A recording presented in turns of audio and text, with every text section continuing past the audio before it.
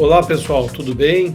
Seja muito bem-vindo, seja muito bem-vinda a uma série de aulas gratuitas da Red Education aqui no nosso canal do YouTube.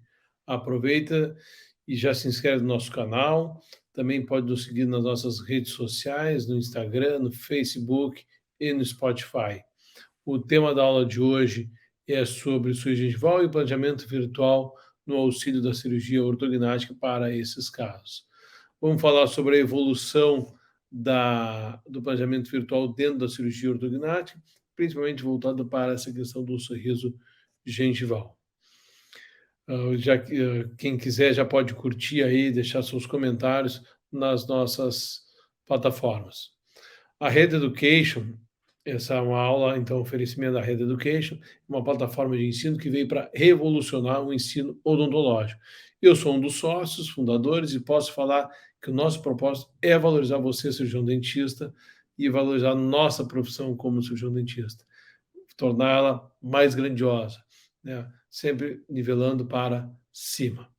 Por isso, estamos fazendo uma série de aulas gratuitas e queremos que todo dentista se sinta seguro e capacitado para o tratamento, nesse caso, do sorriso gengival. E, por favor, quem quiser se aprofundar ainda mais na questão da plástica odontológica.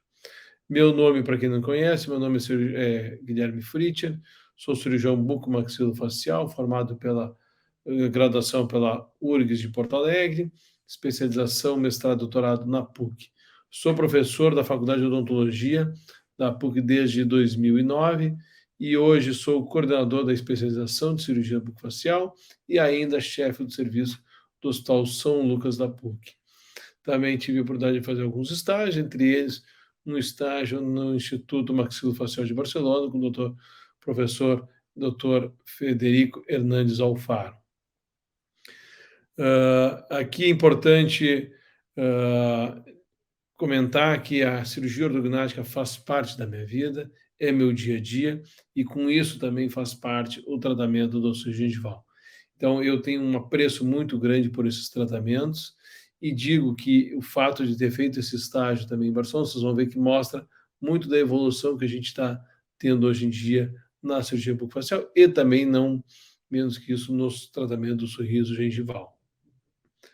Então, vamos começando a aula, onde eu vou abordar algumas questões do sorriso gengival, principalmente voltada a essa questão do tratamento e do planejamento virtual na cirurgia ortognática.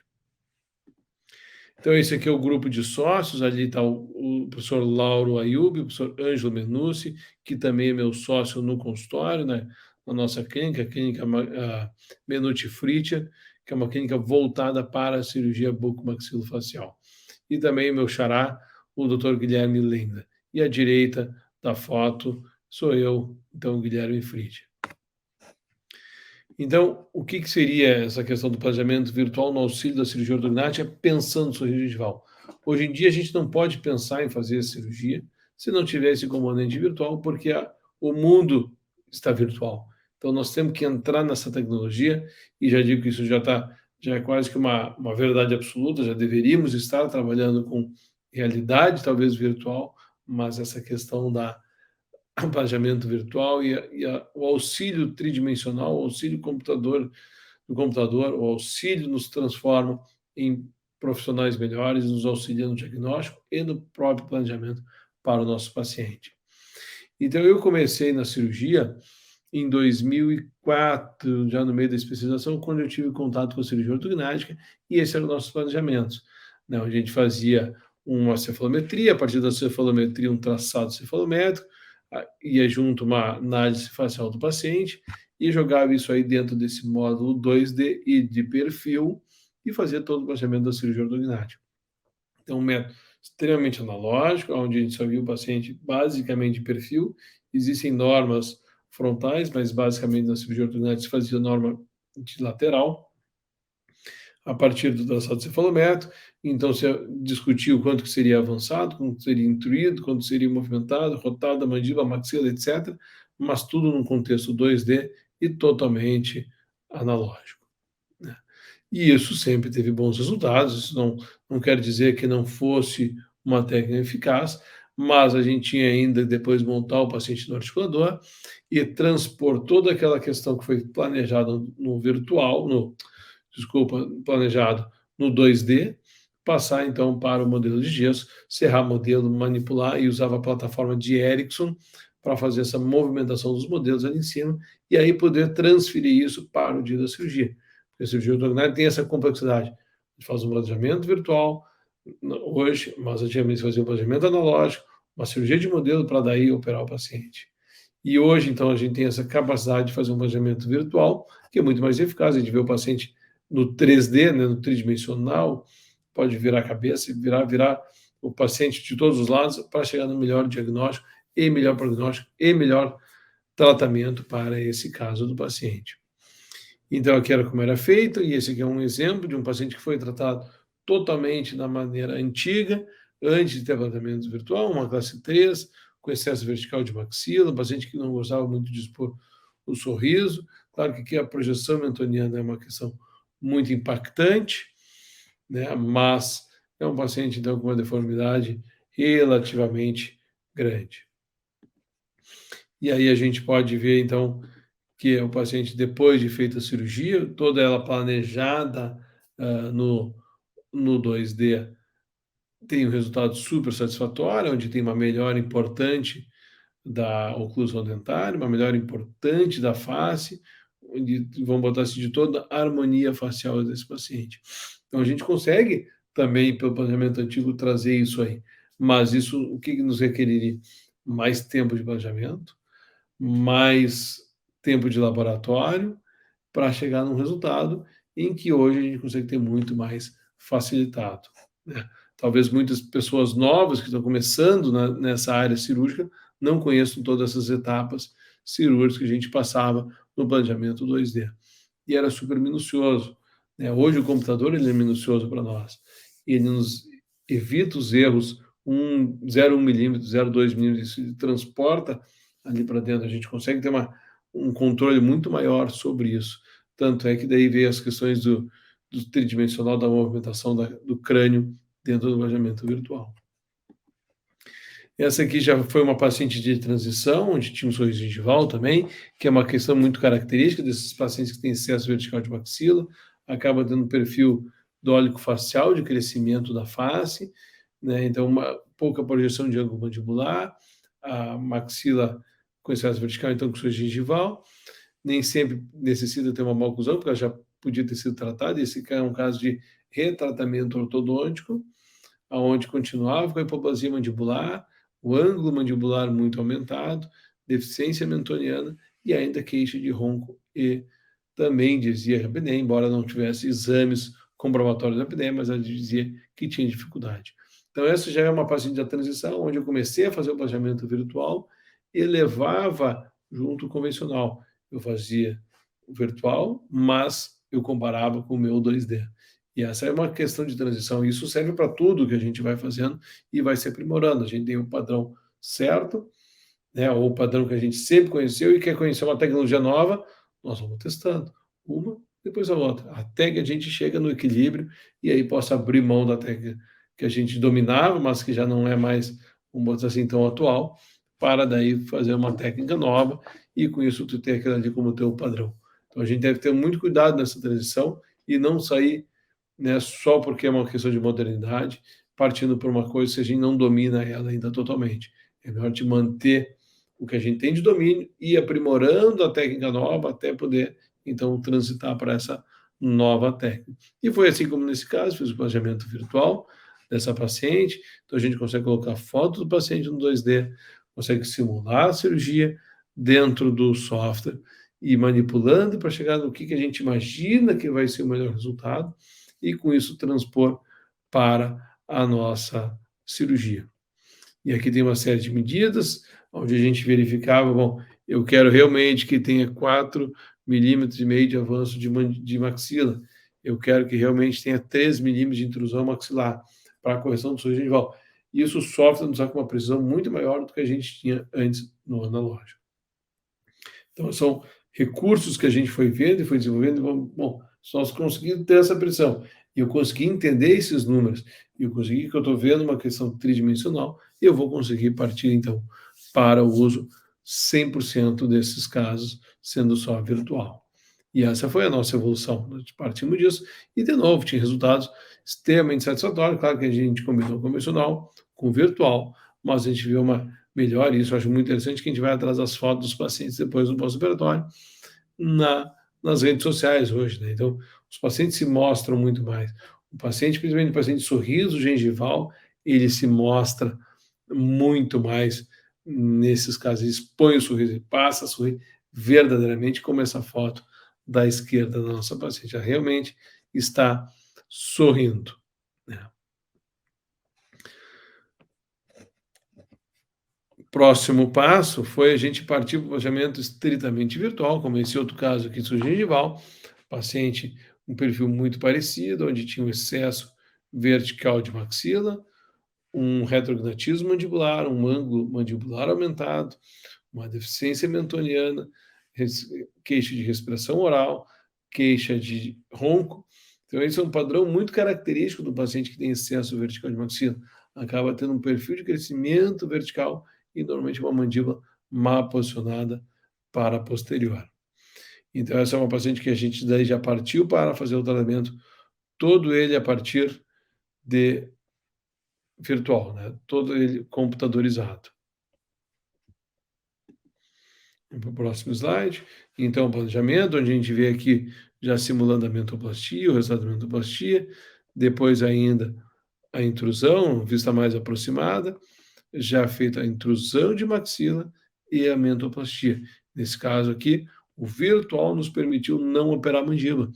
Veja que isso é um recurso interessante, porque ele permitiu que a gente fizesse simulação. O que aconteceria com a face dela se eu fizesse só um avanço, só uma intrusão de maxila com um pouquinho de avanço, para que o alto giro mandibular acompanhasse essa maxila e a gente chegasse a um resultado estético o mais próximo do desejado pelo paciente. Isso acaba sendo uma questão muito interessante, muito importante, pois o paciente não operou a mandíbula, isso reduz riscos de parestesias, por exemplo, do nervo alveolar inferior. Aí o pós-operatório, radiografia de pré e pós-operatório, onde a gente vê que foi feita então uma intrusão maxilar e uma mentoplastia de avanço. E a gente vê o resultado dela, então pós, de novo, já com correção do sorriso gengival, a gente vê que tem realmente um sorriso verdadeiro. E, novamente, a foto é da rede social, né, onde o paciente, então, a gente vê o verdadeiro do paciente, é diferente de uma foto nossa de estúdio.